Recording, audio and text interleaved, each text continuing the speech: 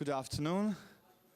Mesdames We are et about to messieurs, start bon the après-midi. afternoon session of the first On va day of our commencer avec congress. I notre just have programme some d'après-midi, le small premier jour de notre congrès. Tout d'abord, technical je notes. voudrais vous présenter quelques There were some informations particular problems with type the Spanish, with logistique. listening to Il y a eu quelques problèmes concernant l'écoute de quelques versions reasons we would linguistiques. J'espère que maintenant ça va aller. Et en ce qui concerne first if it's la pratique ou le déroulement de ce congrès, je voudrais tout d'abord demander nos orateurs de se présenter, de dire quelques mots de soi-même, éventuellement le pays d'où vous venez. En plus, derrière le rideau, il y a une exposition. Là, vous pouvez y aller voir, visiter. À 4 heures, nous avons une autre exposition des étudiants des Beaux-Arts à l'Université technique de Košice. Ensuite, hier, dans la maison de Ivo Maté, un des participants a oublié sa veste et en plus, il y a quelqu'un qui a oublié ses lunettes.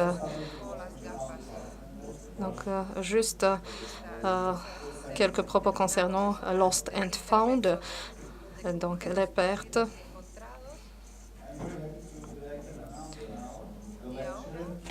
Maintenant, je suis ravie de pouvoir introduire le discours de M. Tomáš Pospíšil, du critique d'art qui vient de la République tchèque. Depuis 2 ans, il donne des cours magistraux à l'École supérieure des beaux-arts à Prague. Dans le passé, il travaillait dans la galerie des beaux-arts à Prague. Il est très connu par ses livres. Le premier livre porte l'intitulé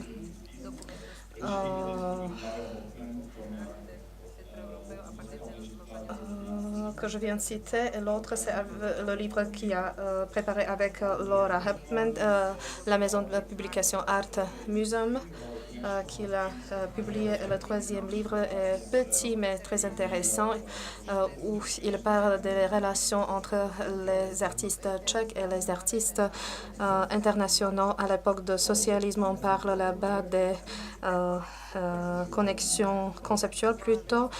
Encore une fois, je voudrais souhaiter la bienvenue à M. Tomáš Pospíšil. Tomáš Pospíšil parle. Je vous remercie pour votre invitation à ce congrès. Peut-être que je dois toujours vous montrer avec mon bras, avec ma main, quand je vais essayer de dire une anecdote. Je vais toujours lire le texte sans montrer les photos, les images, parce que c'est M. Piotrowski qui les a tout montrés. Au début, je voudrais tout d'abord parler du fait qu'il n'est ni nouveau ni surprenant. L'histoire d'art prendre en considération l'art local. En ce qui concerne le lieu de ce congrès, c'est assez logique parce que plusieurs études se focaliseront maintenant sur la région de l'Europe de l'Est. Pourquoi l'histoire d'art de l'Europe de l'Est est si peu intégrée dans l'histoire d'art mondiale? Il y a plusieurs répliques, il y a plusieurs réponses à cette question, il y a plusieurs révisions de l'approche méthodologique. Comment l'histoire d'art pourrait être conçue ou perçue? L'une de ces théories aussi, ou l'une des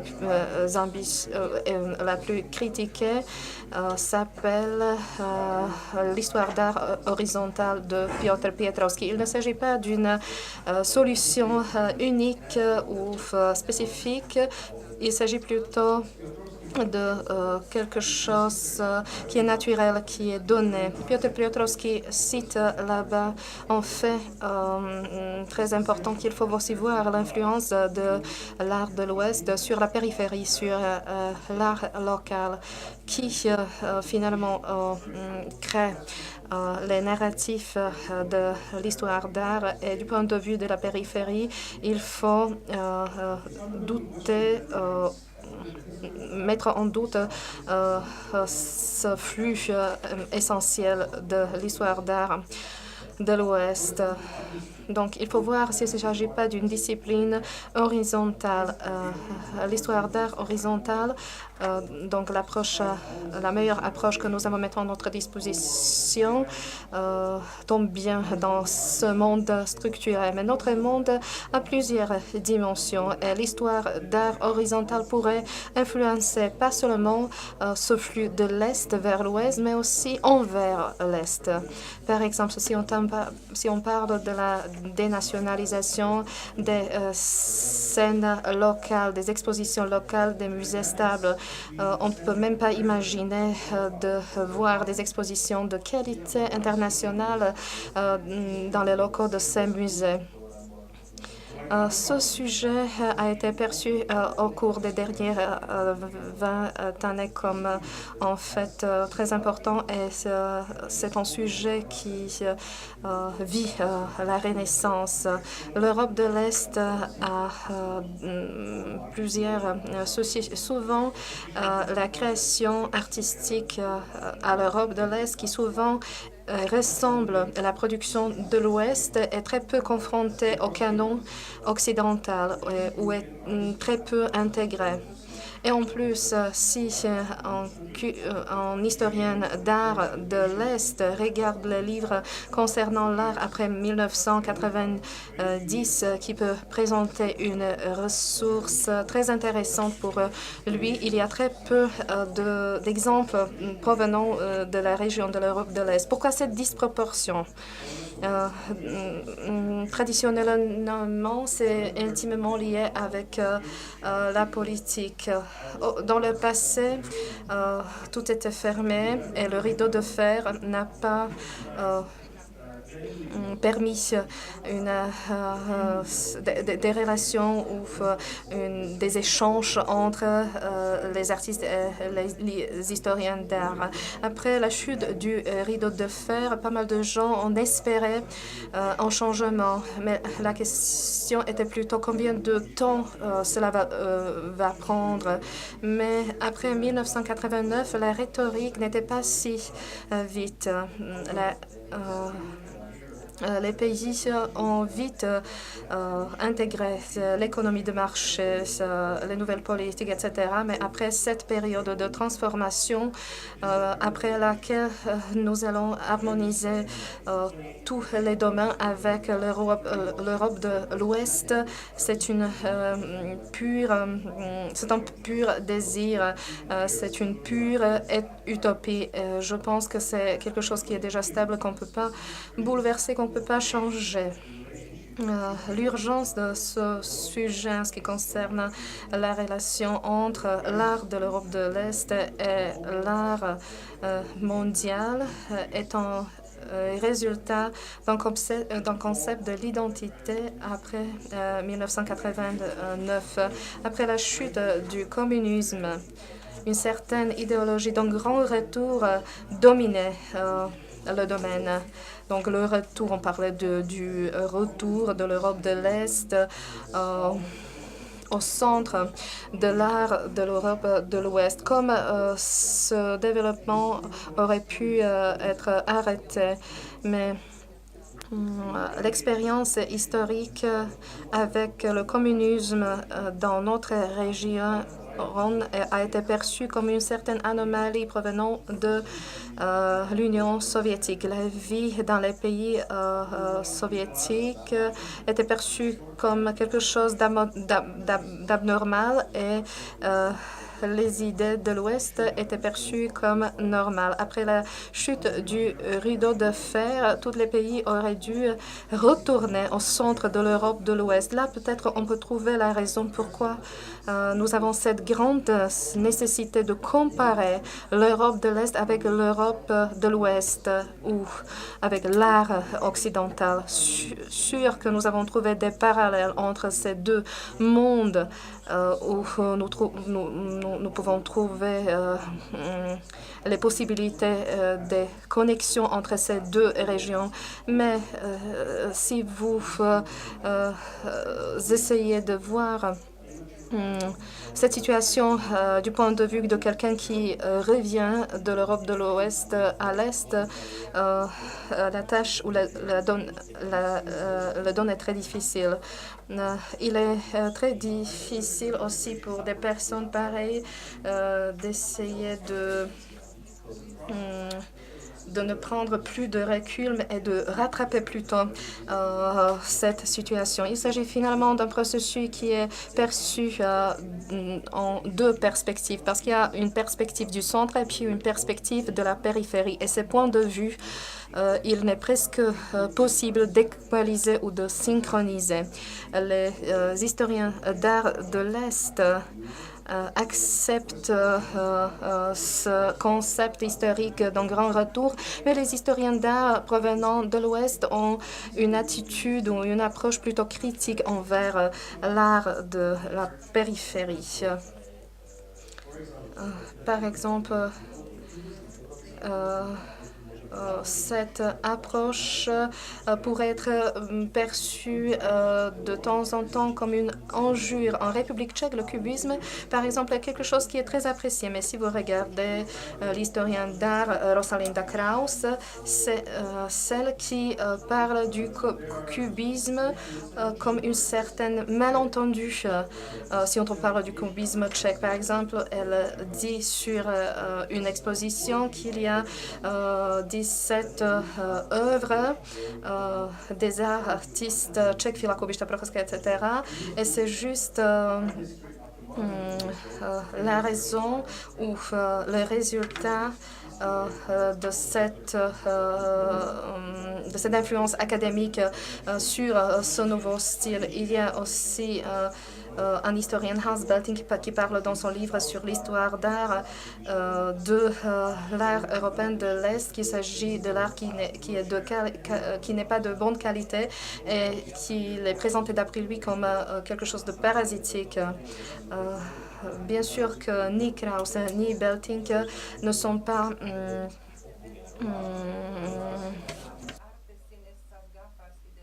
coupables. Ils ont juste leur propre approche. Une certaine volonté de l'Europe de l'Est être intégrée dans les livres mondiaux de l'histoire de l'art prend ses racines peut-être au cours des siècles précédents. Donc de trouver ce grand désir de créer une culture unique qui pourrait être à la hauteur de la culture mondiale.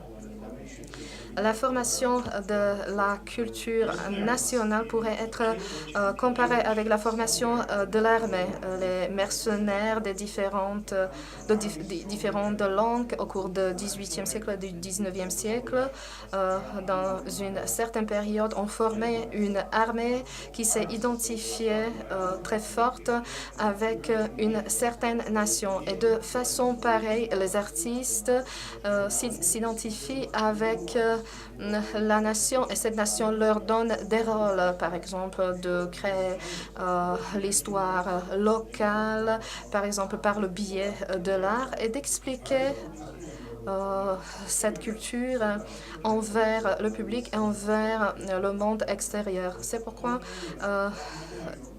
tout le domaine de l'Europe de l'Est au XIXe siècle s'est formé dans un certain espace entre le colonialisme russe et entre le colonialisme allemand. Le colonialisme était très fort, très culturel, mais aussi très politique. Après, ce sont des autres centres européens qui ont dominé aussi ce domaine. Nos artistes ont absorbé les stimules de ce type d'art. Ils ont absorbé les éléments de la langue moderne linguistique et ils ont essayé, soit de façon volontaire ou pas volontaire, ils ont essayé de modifier tout cela, d'incorporer dans leur propre art. Cela interfère souvent avec le nationalisme et c'est une manifestation classique des pays qui ont une certaine histoire coloniale. La langue et l'art est utilisé pour la formation de la nation. Malgré la Renaissance nationale qui a essayé de se focaliser sur la nation ancienne, cela n'était pas conçu comme tel. Des longues discussions ont été menées sur le réalisme socialiste au cours des 40 ans. Est-ce qu'il faut accepter cela? Est-ce que cela a du sens? Comme Piotrowski le dit, Prague peut-être n'était pas seulement l'une des capitales du surréalisme, mais peut-être aussi l'une des capitales ou la plus grande capitale du surréalisme socialiste. À l'époque, on a noté une certaine opposition envers le socialisme soviétique et l'art socialiste.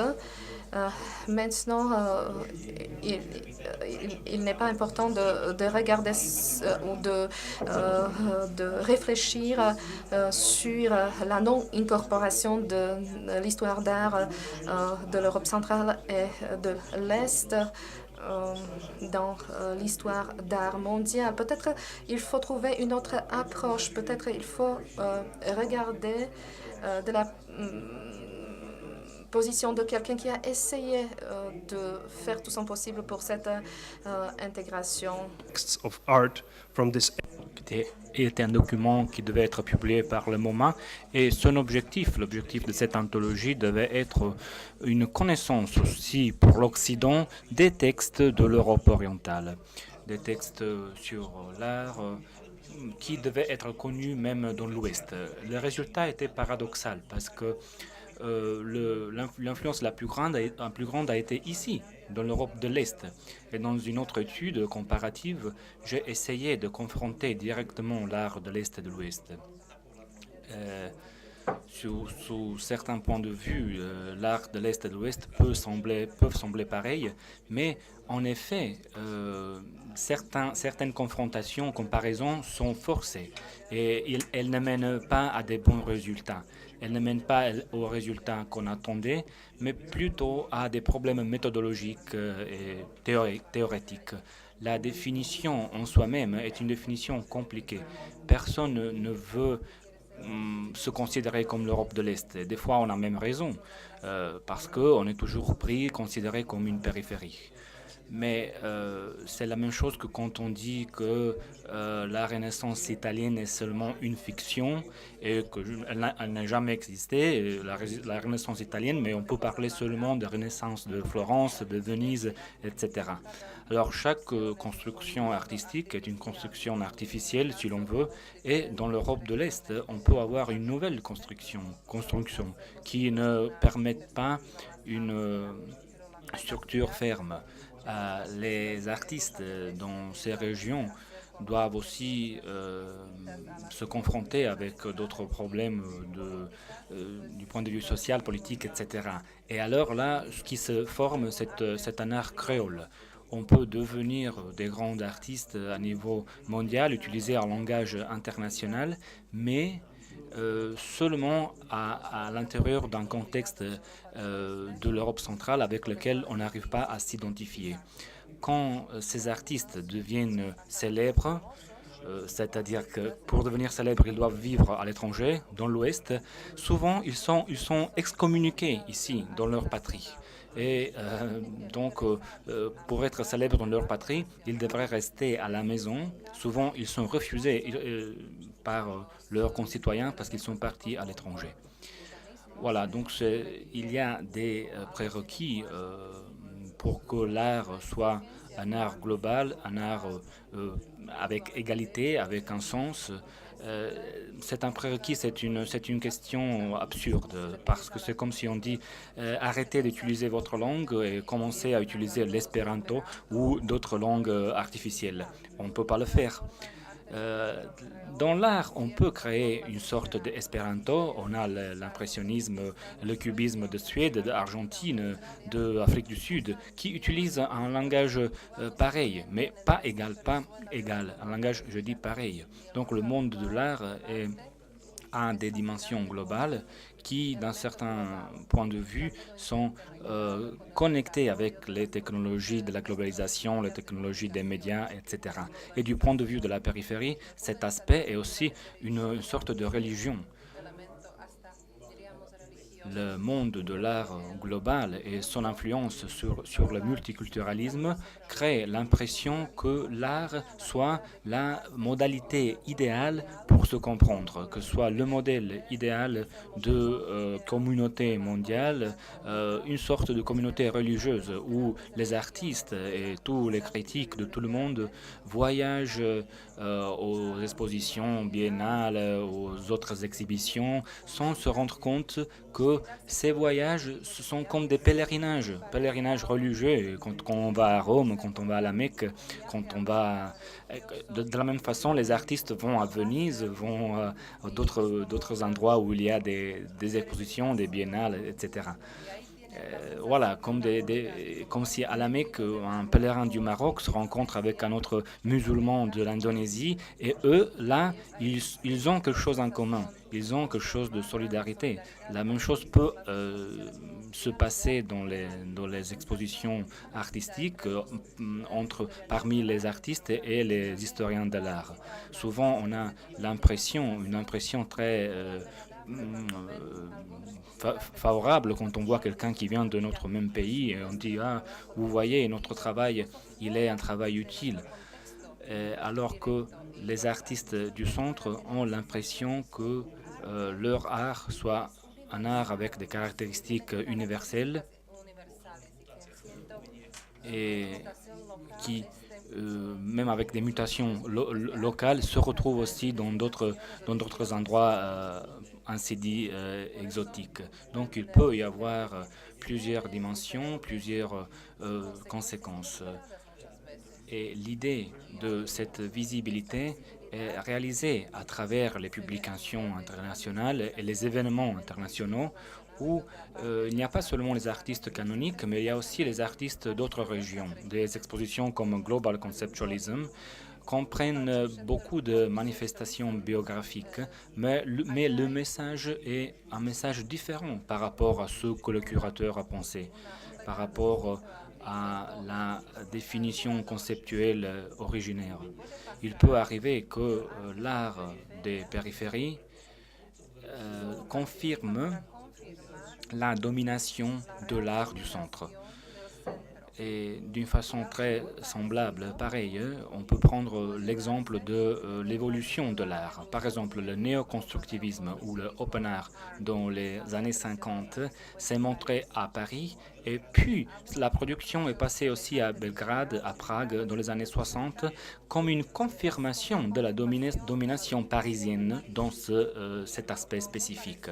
La même chose quand il y a des événements américains au dehors des États-Unis. Quand ça se passe au dehors des États-Unis, ça peut sembler que le monde entier confirme et accepte ces événements américains comme une sorte d'évolution. Donc quand le spectateur américain regarde tout ça de la perspective du centre, il a une sorte de sympathie. Il pense qu'il y a des gens qui les imitent. C'est comme des hommes un peu primitifs qui les imitent.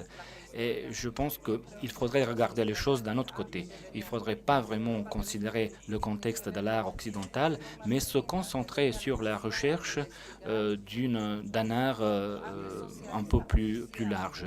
Et je pense que c'est ce qu'on fait aujourd'hui en Allemagne. En Allemagne, ils se sont rendus compte qu'il n'y a pas seulement Richter ou Beuys, mais par exemple, dans le cas de Richter, il y a aussi une légende de son échappement, sa fuite dans le monde normal. Mais en Allemagne, il y a aussi l'art de l'Allemagne de l'Est. Et si dans l'Europe, il y a des lieux blancs ou des trous noirs, là, certainement, c'est un endroit où il y a l'art du socialisme, l'art de la période socialiste. C'est un art pas visible pour les institutions qui s'occupent de la recherche et de la protection de l'art. Le destin de l'art officiel de l'époque socialiste est une preuve de la façon dans laquelle l'histoire de l'art a des insuffisances, a un manque de autoréflexion.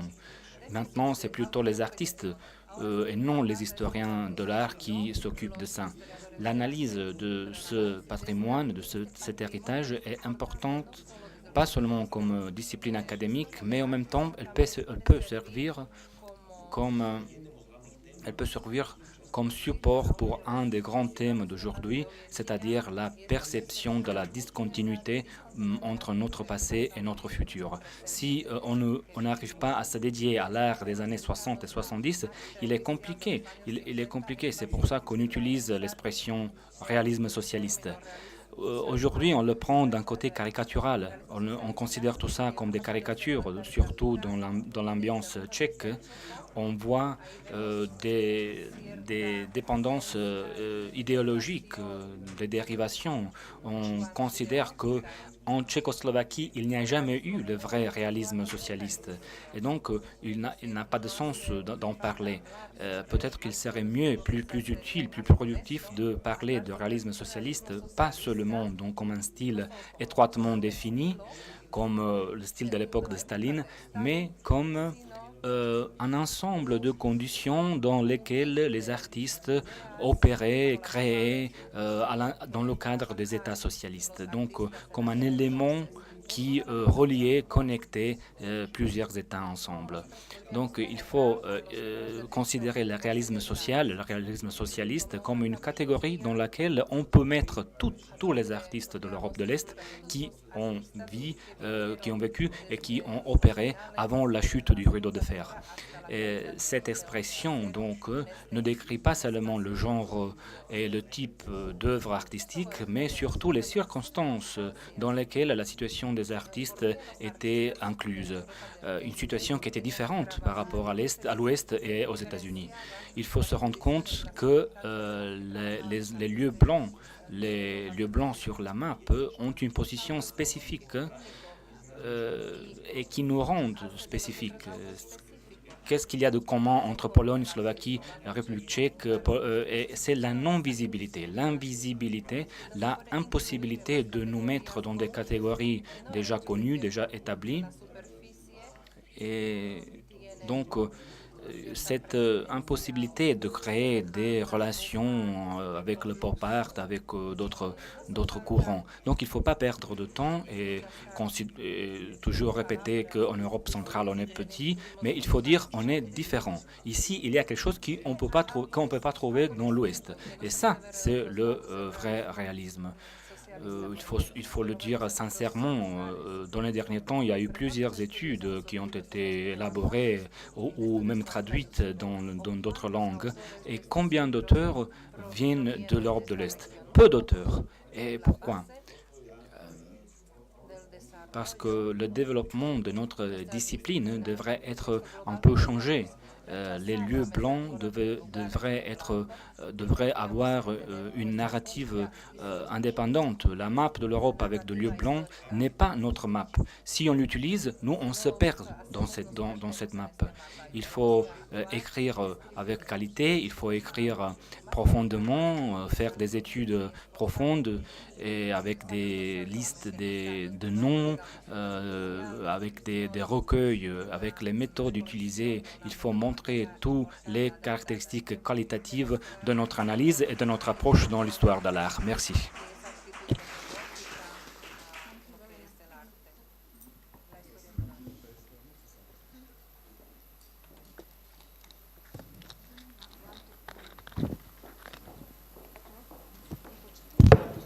Mikrofóny idú teraz? Thank you very much, Tomáš Pospíšil. Thank you very much for Je voudrais remercier maintenant M. Pospíšil pour ses propos. Votre discours a été bien focalisé. Vous nous avez donné des conseils précieux pour nos approches et pour notre travail sur l'histoire d'art. Harry Marcus, je voudrais tout d'abord remercier de pouvoir présenter quelques propos. Le discours était très intéressant. Vous nous avez cité plusieurs possibilités.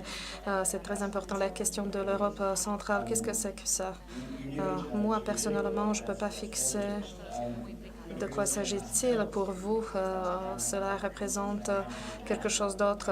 Nous savons très peu de vous, mais peut-être que vous aussi savez très peu de nous. Moi, je suis en train d'écrire une publication sur les sculpteurs croates. Je suis là-bas un peu perdue. Qu'est-ce qui se passe dans des pays à côté à l'époque du rideau de fer? Vous n'avez pas eu des informations concernant le déroulement derrière le rideau de fer.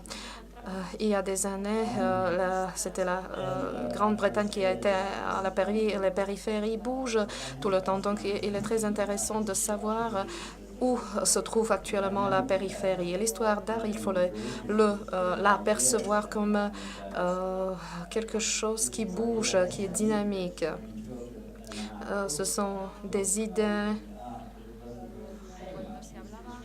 différents types d'art, leurs proportions dans l'histoire d'art. Et il y a un risque auquel on fait face, que nous tous perdrons nos histoires d'art respectives, que la mondialisation nous dévore un jour. Et c'est le même problème parce que nous utilisons les mêmes médias pour la communication, nous utilisons le même type de langage pour s'exprimer. Nous parlons d'un art qui est très spécifique, qui est enraciné dans le temps et dans l'espace. Nous y utilisons le même langage. Les Chinois parlent de l'ouverture, de la démocratie.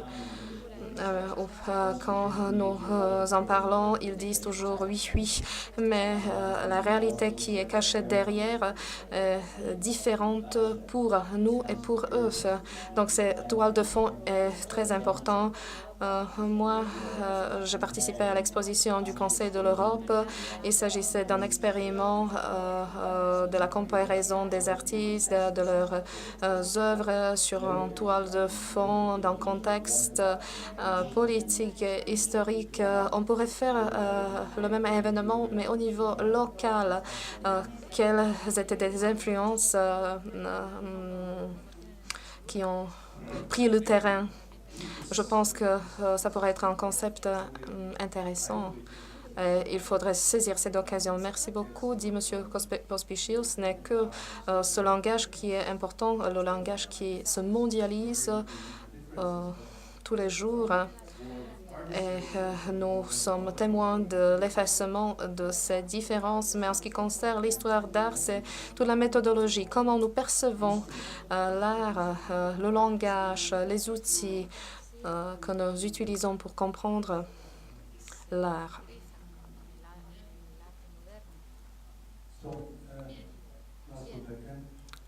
Laszlo Becker, si vous permettez, je voudrais opposer votre proposition concernant le réalisme socialiste. Oui, il serait très intéressant de faire quelque chose de pareil, mais on ne peut pas prendre cette approche. Moi, je déteste le réalisme socialiste, ce type de réalisme socialiste qui nous a été présenté et forcé à l'époque en Hongrie, parce qu'à l'époque, il est sorti du fait que les théories les plus importantes du réalisme socialiste ont pris une certaine libéralisation. Ils nous ont parlé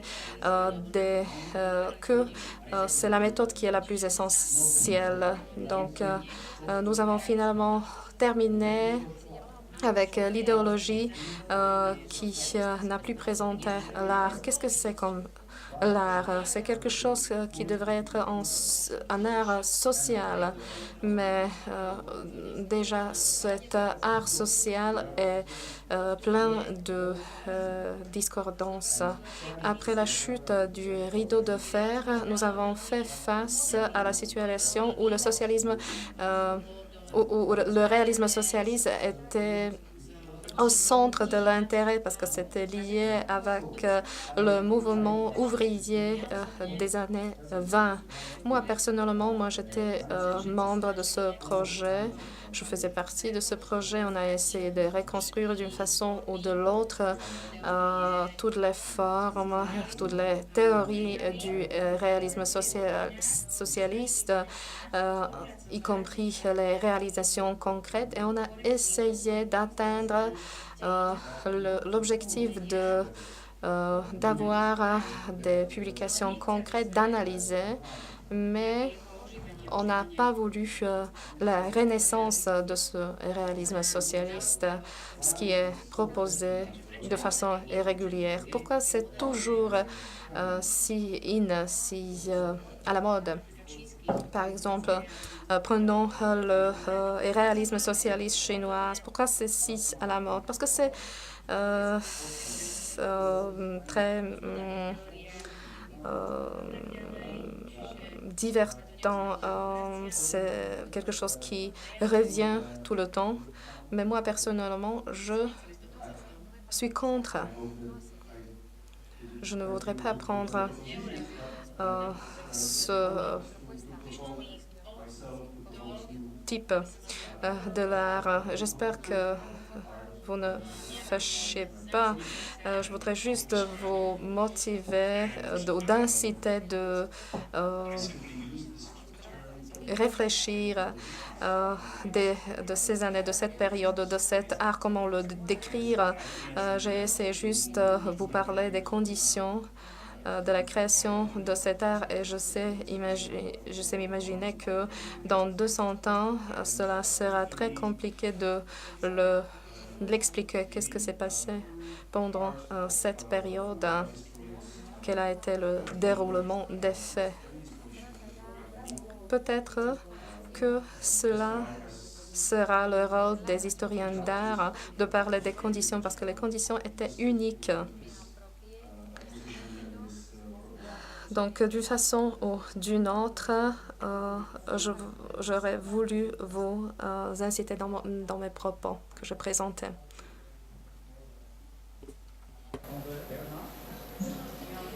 Sans micro. Okay, this is better. Dag Solhjell, Norway. What you... Merci. Vous avez parlé dans votre allocution de plusieurs choses. Vous avez essayé de nous présenter le projet comment survivre une période pas agréable dans votre histoire. Pour vous, ça représente la période après 1945, mais il y a une autre période aussi peu agréable. Je parle du fascisme. Peut-être que vos études ou vos analyses, vous devrez focaliser aussi sur cette période et commencer par cette période des années 30 où dans une partie de l'Europe, on peut noter que le socialisme était une certaine peine ou une certaine punition plutôt du comportement dans quelques pays. Les artistes qui collaboraient avec le régime fasciste pendant ces trous noirs, pendant ces périodes noires. Je ne sais pas si on peut le percevoir comme une punition. Est-ce que ça existe dans l'histoire? Peut-être que ça existe plutôt au niveau personnel. Parce que toutes les discussions concernant l'art, l'éthique dans l'art, là,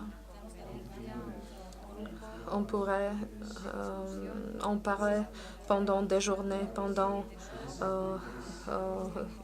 de nombreuses conférences, combien ou comment cela peut être relevant pour la création d'un artiste.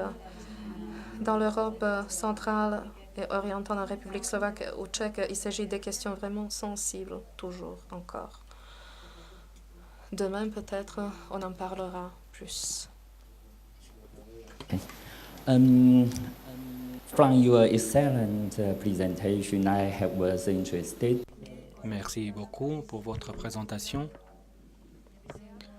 Moi, je suis intéressé au futur de la critique de l'art parce que vous avez parlé d'un grand retour.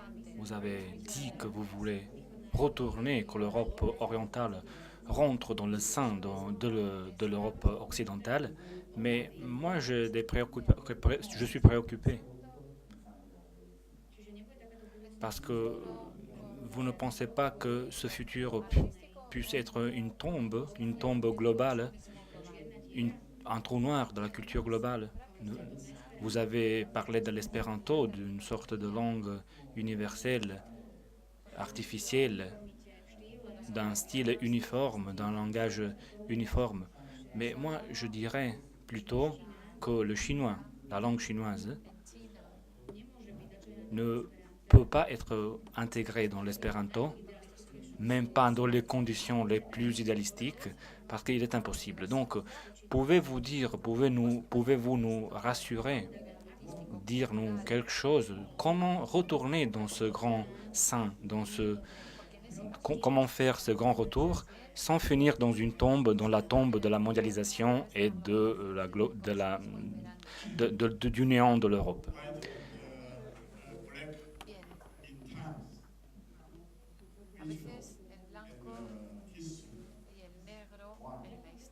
Merci beaucoup pour votre contribution, mais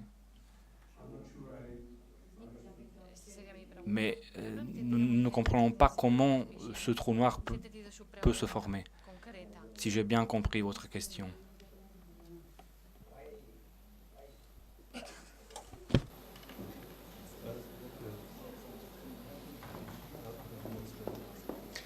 Can you please repeat your...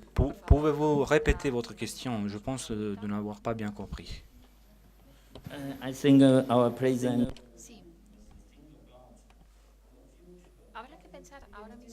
Vous avez parlé du futur, d'un grand retour. Alors, quel est l'objectif de votre grand retour? Quel est l'objectif et le futur du grand retour? C'est ça votre question? Je pense que c'est une illusion. Je pense qu'on n'arrivera jamais à ce grand retour. Je n'arrive pas à imaginer un vrai grand retour. Je pense qu'il serait une faute de faire une assimilation dans ce capitalisme global, libéralisme global. Je pense que ça serait une faute. C'était ça mon message. C'est ça ce que je voulais dire. Je voulais dire que chacun doit se créer sa propre version. Et il est important également, et il n'est pas peut-être seulement un problème de l'art, de l'histoire de l'art, mais un problème aussi ailleurs, de faire rentrer les artistes dans les publications du monde de l'art, mais pas seulement pour les historiens de l'art, mais en général pour notre idéologie dans la région, où à l'improviste on commence à présenter ce grand retour. L'idéologie du grand retour. C'est quelque chose de très populaire après les années 90.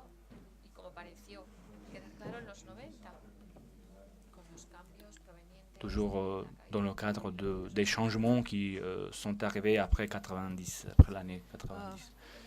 Hello, I'm sorry. Me louder or the mic louder? We have Ooh, yeah. Thank you. Yara Bubnova. Merci beaucoup. Yara Bournova, je m'appelle. Thomas, j'ai bien aimé quand tu lèves la main pour dire des blagues, mais la question est où termine l'Occident? Quelle est la frontière de l'Occident? It's actually it's the name of the text of Boris Groys on former Westconf. C'est le nom du texte de Boris Groys. C'est une question qu'il se pose dans ce texte, c'est pour ça que je vous pose cette question.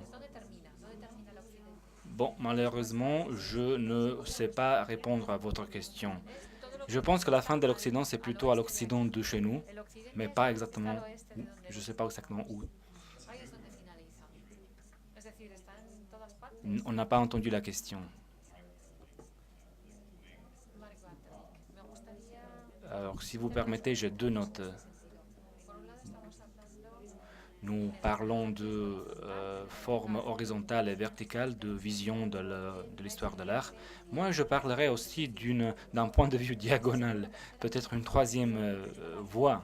Je n'aime pas bien trop la dialectique A ou B. J'aimerais plutôt avoir une solution diagonale, et ça c'est la première chose. La deuxième chose, j'ai bien aimé dans votre présentation que quelque chose de différent, de particulier. Je suis depuis plusieurs années dans l'histoire de l'art, dans ce contexte. Je sais quelque chose aussi du réalisme social. Je ne le considère pas une avant-garde moderne. Moi, personnellement, j'enseigne les choses comme ça, mais j'aimerais bien en savoir plus. Et surtout ce que vous avez dit,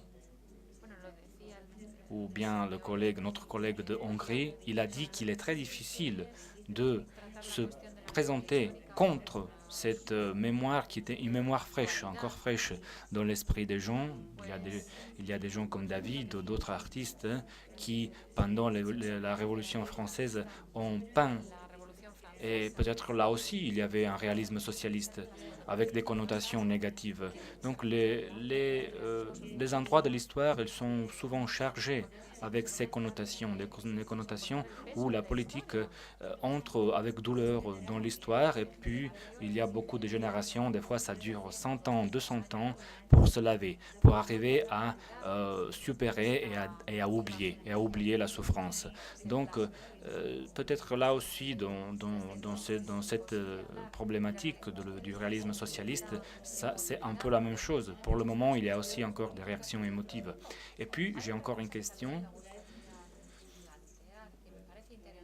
Il y a une chose qui n'est pas trop intéressante peut-être, mais il y a des experts de l'Europe orientale qui ont une vision double. Je ne pense pas à vous, mais en général, quand il y a une discussion internationale, souvent, il n'y a pas des opinions compatibles. C'est-à-dire qu'il y a des gens qui sont trop critiques en ce qui concerne les paradigmes occidentaux, les institutions occidentales, et puis quand ils invitent les occidentaux, après, ils ne sont plus critiques. Après, ils arrêtent de faire les critiques. Donc, pouvez-vous répondre un petit peu à cette provocation, à cette question? Oui, je pourrais revenir à ce que vous venez de dire. Quand vous marchez dans les rues de Košice ou dans n'importe quelle ville de l'Europe orientale, vous voyez qu'il y a beaucoup de statues publics, beaucoup d'endroits publics de la période socialiste. Le 90% sont de mauvaise qualité. Malgré ça, je pense que nous, en tant qu'historiens de l'art, nous faisons mal de ne pas nous occuper de ce matériau. C'est comme si on vivait dans un pays où il y a des milliers de statues baroques, et c'est comme si on ignorait les statues baroques. Il ne faut pas le faire. Je pense qu'il ne faut pas oublier une période qui fait partie de notre histoire. Je pense qu'il faut quand même considérer cette période d'une façon analytique, de la considérer comme une partie intégrante de notre histoire, de notre population. Et donc, il faut d'une certaine façon la considérer. Il ne faut pas l'ignorer. Voilà, c'était ma réponse. Et puis, il y a aussi quelque chose qui concerne la mobilité de nos experts, des experts de notre région. Je pense qu'il y a plusieurs possibilités de coopération dans des projets internationaux. Il n'y en a pas beaucoup, mais quand même, exactement pour cette raison-ci, vous avez l'impression que nous sommes un peu isolationnistes. Mais ce n'est pas vrai.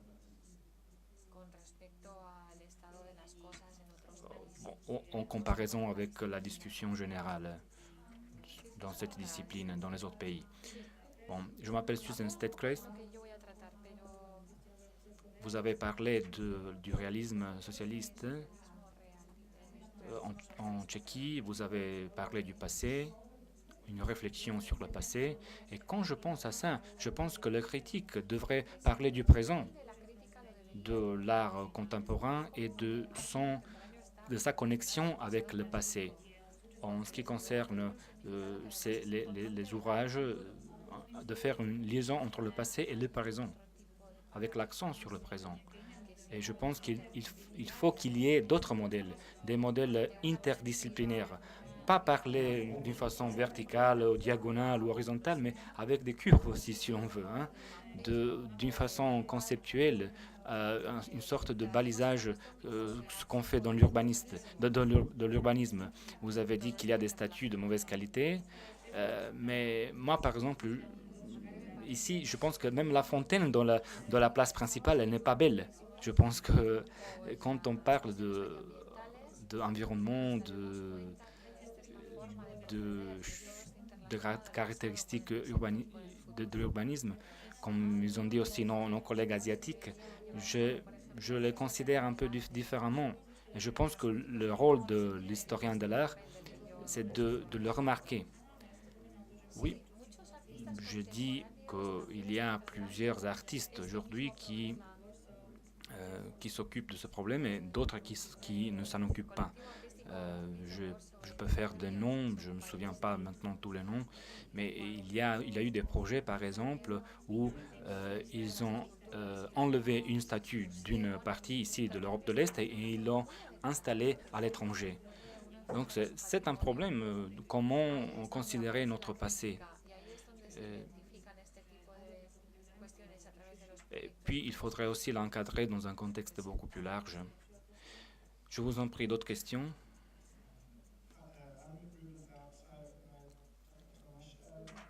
Je m'appelle Ruben Falks.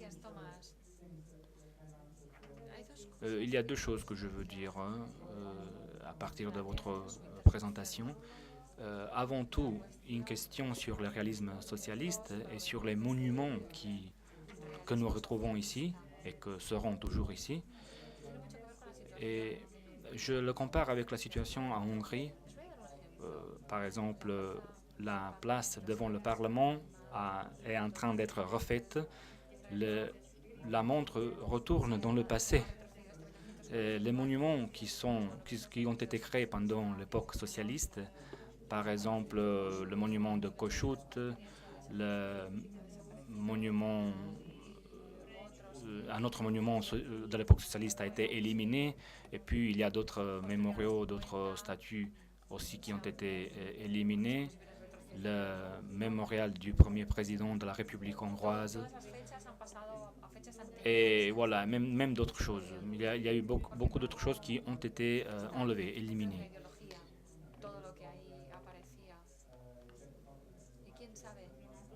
Peut-être qu'en Slovaquie, en République tchèque aussi, la situation elle est un peu différente,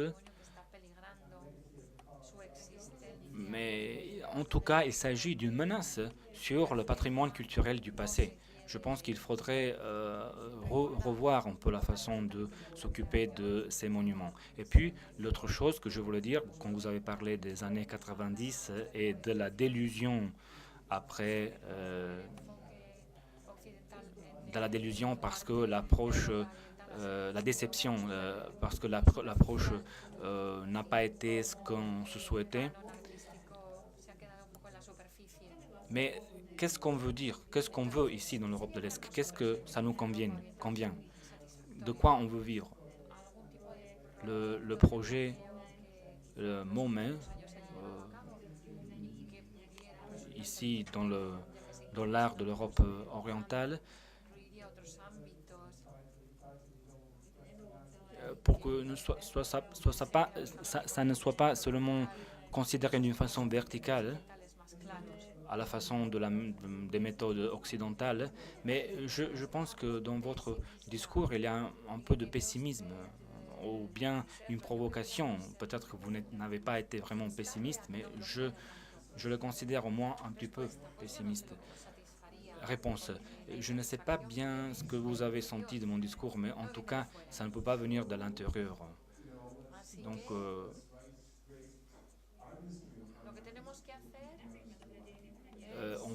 on peut réécrire d'une façon plus profonde l'histoire de l'art de notre pays. Ça nous manque encore une histoire complexe dans tous les pays.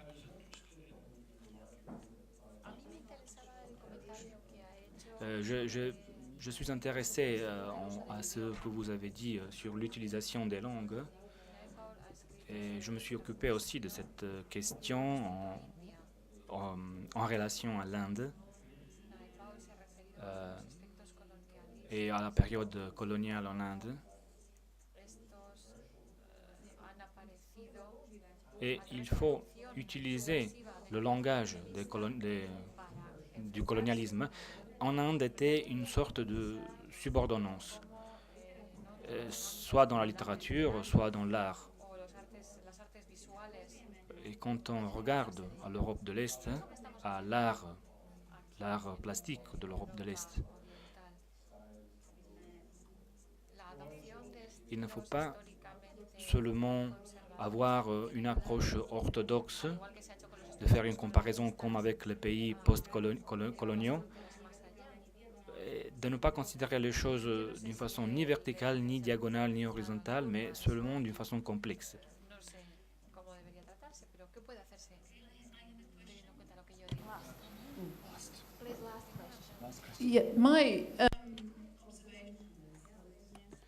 Dernière question. Moi, personnellement, je vois les choses comme ça, qu'il est très important et aussi il n'est pas bien quand dans l'histoire on recouvre des monuments, par exemple, de l'époque socialiste avec certaines idéologies.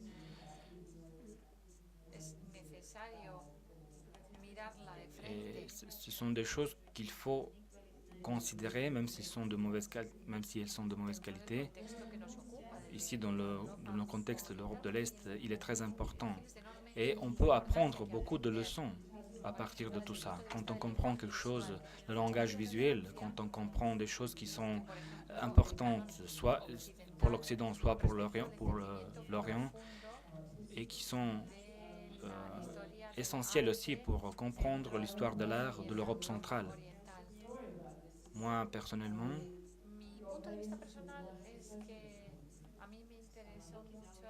je suis très intéressé aux peintures de l'époque du socialisme national, du national-socialisme. Et en Écosse, dans les années 80, il y avait un groupe d'artistes de Glasgow, les Glasgow Boys. Ils n'étaient pas de bonne qualité, ce n'était pas une production de bonne qualité.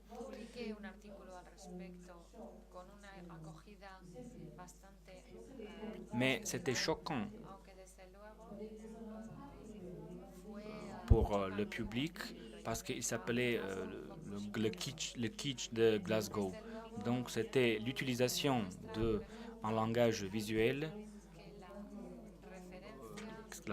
Quelque chose de pareil s'est passé aussi pour des ouvrages de la Géorgie et d'autres pays ex-communistes où il y avait des langages visuels communs avec plusieurs applications, mais avec les mêmes racines. Et ça, il faudrait le comprendre un peu mieux. Je pense que les artistes doivent mieux comprendre les langues et les langages qu'ils utilisent.